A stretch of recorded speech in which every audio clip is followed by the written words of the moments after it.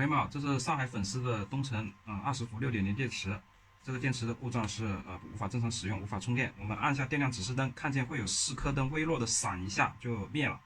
我们现在打开看看情况。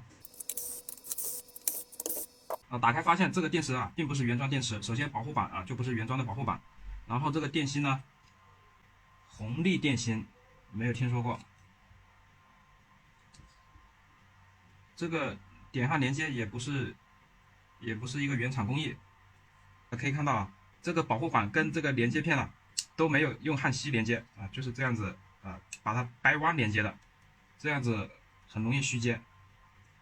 我们先检测一下，光用表调到直流档位，我们先测量一下总电压15.58伏，然后我们再测量第一串3.75，第二串3.75，第三串只有0.57，那么这一串肯定是电芯有问题。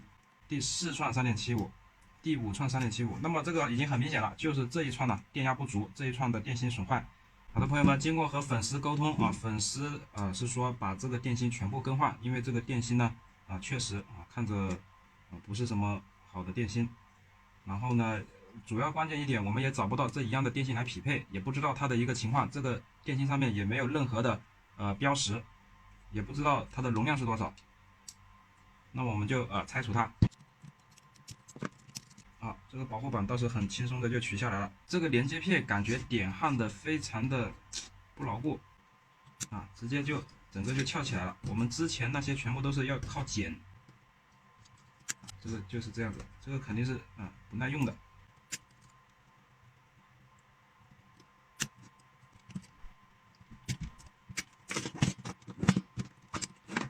好的，朋友们，这个电芯已经拆下来了。我们可以看到这个电池呢除了印了这个红利这个 logo 之外呢整个电芯是没有任何的其他的标识，包括它的电压容量什么都没有。所以这种电芯呢也不知道它的容量是多少。但是这个电芯一看这个品质呢比较差，因为它手上拿起来比较轻。好的，朋友们，这是我们准备要更换的电芯这个电芯是索尼的 C5，这个是拆机的电芯，并不是全新的虽然是拆机电芯，但是它的容量和内阻和新电池是没有区别的全部都是经过分容配组的，它的容量内阻都是一致的。那么我们现在呢就根据这个标识正负把它组装回来。这里边是正，那么我们就按照这个顺序正，下一颗就负。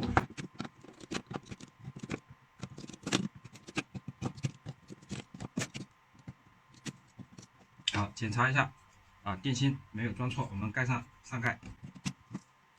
正负没有错。那么我们呢使用这个新的连接片把它点上。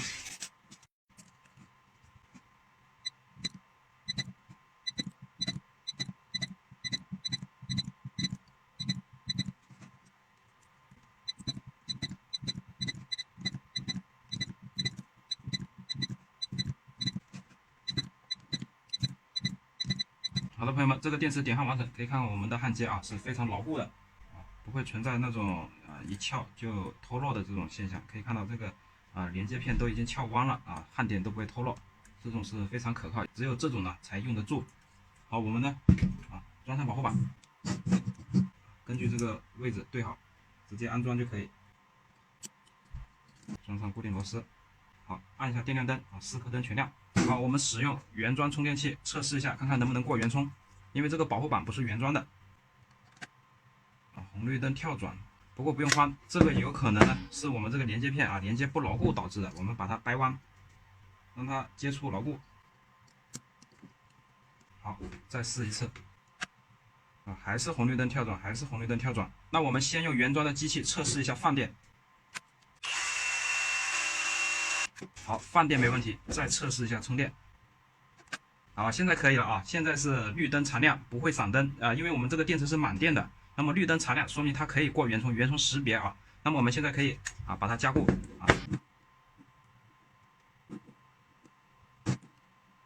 好了，焊锡完成，可以看到非常的饱满。我们现在呢对这两面进行绝缘防护，原装的工艺是有贴这个绝缘防护纸的。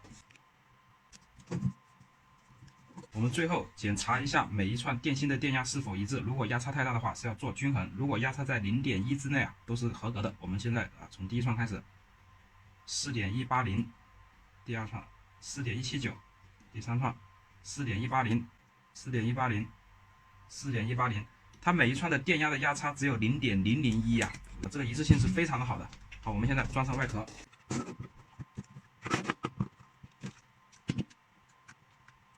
这里补上一个绝缘挡板。